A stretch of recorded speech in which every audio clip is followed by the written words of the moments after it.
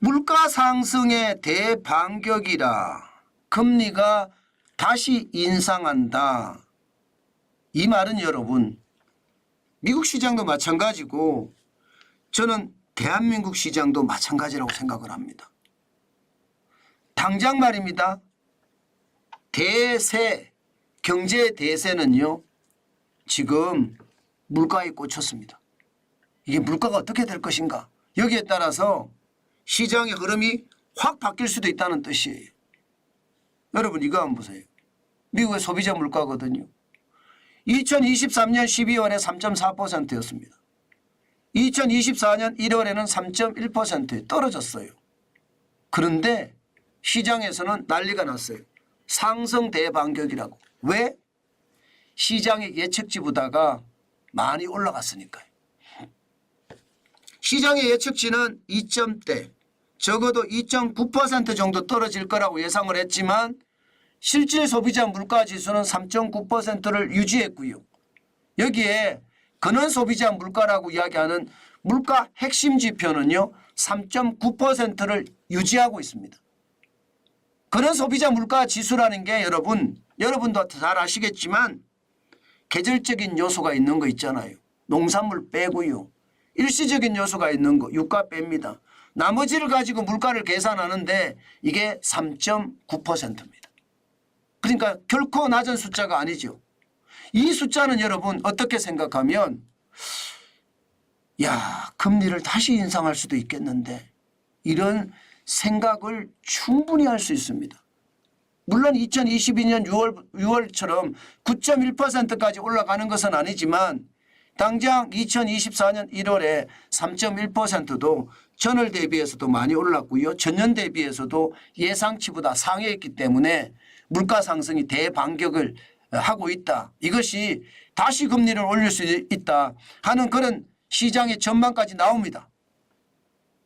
금리 인하가 아니라 인상에 대한 이야기가 이미 나온다니까요. 그러니까 이게 굉장히 충격적이라는 이야기죠. 실제 생산자 물가를 보면 2023년 12월에 1.0%에서 2024년 1월에 0.9% 약간 떨어지기는 했어요. 그런데 전월 대비해 보면 올랐습니다.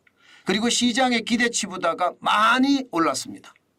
시장의 기대치는 적어도 0.7% 아니면 0.6%까지 떨어질 수도 있다 하는 그런 기대치가 있었는데 0.9%예요.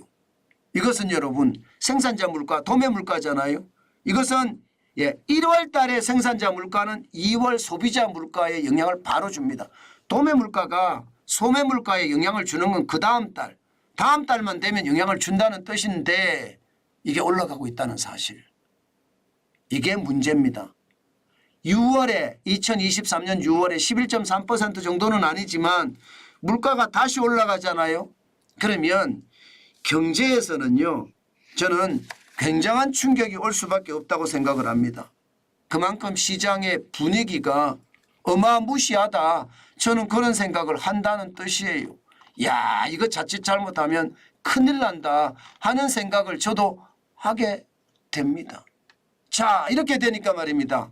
물가가 예상보다 올라가니까 앞으로도 예상보다 더 올라갈 거다. 이렇게 예상을 하면서 물가 목표치가 2%인데 2% 소비자 물가 목표치가 2%인데 불가능하다. 왜 불가능하느냐. 이게 이미 시장은 대선 레이스로 들어섰고요. 대선 레이스로 들어섰기 때문에 돈 풀기가 더 심화될 수밖에 없다. 돈 풀기가 더 심화되면 결국은 통화량이 많아져서 물가는 더 올라갈 수밖에 없다는 것이 현실이라는 겁니다. 실제로도 말입니다. 통화량을 보면 말입니다. 2023년 미국이에요. 20조 9,166억 달러. 5년 새에 44.9% 6조 4,827억 달러가 늘어난 것도 사실이에요. 그런데 여기서 보면 2022년에 21조 4,088억 달러였잖아요. 21조. 2023년에 20조 9,166억 달러니까 줄어드는 건 사실이에요. 그죠? 연도별로 봤을 때는. 그런데 연도별로 봐서는 줄어드는데요. 근래를 보면 말이에요. 여러분. 물가 통화량이 올라가고 있습니다. 2023년 10월에 20조 6,748억 달러에서요. 2021년에는 20조 7,400억 달러로 늘었죠. 2023년 12월에는 20조 9,166억 달러로 늘었습니다. 돈을 더 많이 푼다는 이야기잖아요. 돈을 더 많이 푼다는 이야기는 결국 말입니다, 여러분. 예, 이게 소비자 물가가 예상보다 올라가고, 예, 생산자 물가, 도매 물가가 예상보다 올라가는 상황에서 통화량까지 늘어나게 되면 결국은 물가가 쉬 내리지 않는다. 그런 뜻이 됩니다. 그렇게 되면 여러분 결국 말입니다. 금리에 대한 인하 전망 점점 밀린다고 말씀을 드렸죠. 현재까지는 말입니다. 현재까지는 이게 뭐 5월에 인하한다, 6월에 인하한다 이런 이야기가 있거든요. 그런데 물가가 오르고 통화량이 늘어나니까 내리긴 내릴 거야. 지금 현재 미국의 기준금리가 5.5%인데 내리긴 내릴 거야. 왜? 대선이 있으니까 경제를 좋게 만들려고 하면 물가를 분명히 내릴 수밖에 없어. 그러면 언제쯤 내리느냐? 늦어도 말입니다. 대선 2달 전에는 내리자. 그러면 9월이에요. 9월. 당장 말입니다. 5월, 6월에 내리기는 참 쉽지 않다. 물가가 계속 올라가면 못 내리거든요. 그런데 결국은 내리긴 내릴 거다. 그 내리는 시점이 너무 늦는 것도 아니고 너무 빠른 것도 아니고 한 9월쯤에 내리면 이게 시장에 돈이 많이 풀리니까 다시 경제가 좀 좋아지고 대통령 선거 때가 되면 경제가 좋아진 모습으로 치루어지니까 나아지지 않겠냐 이런 얘기거든요. 시장은요. 그런데 문제는 대통령 선거가 끝나면요. 끝나면 어떻게 될까요? 물가가 계속 올라가고 물가를 못 잡았어요. 그러면 할 수 없습니다. 방법이 없습니다. 결국은 다시 금리를 올릴 수밖에 없습니다. 이게 시장에서 지금 강력하게 이야기하는 내용 중에 하나입니다. 미국에서도요. 독립 리서치 회사들이 몇 개 있습니다. 그중에 TS 롬바르드라는 독립 리서치 회사가 있거든요. TS 롬바르드. 여기는요. 분명히 말입니다. 금리 인하가 문제가 아니라 금리 인상에 대비해야 된다. 이렇게 이미 이야기합니다. 이것은 어쩌면 말입니다. 시장에는요. 치명적인 물가 상승이 지금 금리 인상에 대한 어떤 상황까지도 내다본다는 뜻이에요. 와, 예상보다 충격적이지 않으세요, 여러분? 지금 현재까지 전망은요. 금리 인상에 대한 전망은 아직까지 나온 적이 없거든요. 그런데 금리 인상에 대한 전망이 나왔다는 사실이 저는 굉장히 충격으로 보고요. 이게 미국만 이럴까요? 아닙니다. 이것은 우리나라도 저는 마찬가지가 될 수밖에 없다고 생각합니다. 그만큼 말입니다. 상황이 굉장히 나빠진다는 저는 그런 뜻으로 해석합니다. 굉장히 나빠진다는. 그만큼 말입니다. 시장에 저는 충격적인 요소가 굉장히 높다고 봅니다. 여러분 우리도 소비자 물가 안 내려갑니다.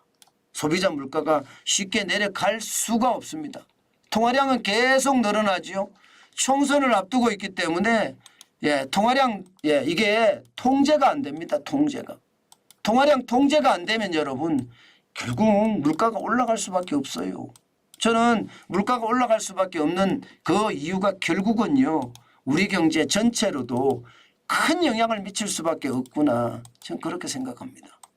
여러분 시장의 위협이라는 게 이런 거예요. 시장을 잘못 예측했다가 자칫 더 큰 위기를 맞을 수도 있기 때문에 저는 늘 조심하시고 늘 시장에 대해서 단순하게 저는 보지 말았으면 좋겠다. 그 말씀 진짜 강조합니다. 제가 볼 때는요. 언제 어느 때 어떤 일이 벌어질지 모르지만 그 충격의 도가 굉장히 크다. 저는 그렇게 말씀드리고 싶어요. 결국 말입니다. 고물가, 고금리는 오래 간다는 이야기예요. 제가 이자 앞에 장사 없다고 했죠. 그러면 이자가 높게 계속 유지된다는 것은 저성장의 어떤 상황이 계속 갈 수도 있다는 것. 다시 한번 우리 기억에서 빼내서 생각을 해봐야 될 것 같습니다. 그래야만 위기를 우리는 대비할 수 있는 힘이 생깁니다. 늘 제가 말씀을 드리지만 정환진 TV에서는요. 작은 단서만 있으면 찾아서 여러분들에게 말씀을 드려요. 그 단서가 시장에 얼마나 위협을 줄지 저도 그 말씀 그 분석까지도 곁들여서 드리거든요. 항상 말입니다. 흘려듣지는 마시고 한 번쯤 생각해 봤으면 좋겠습니다.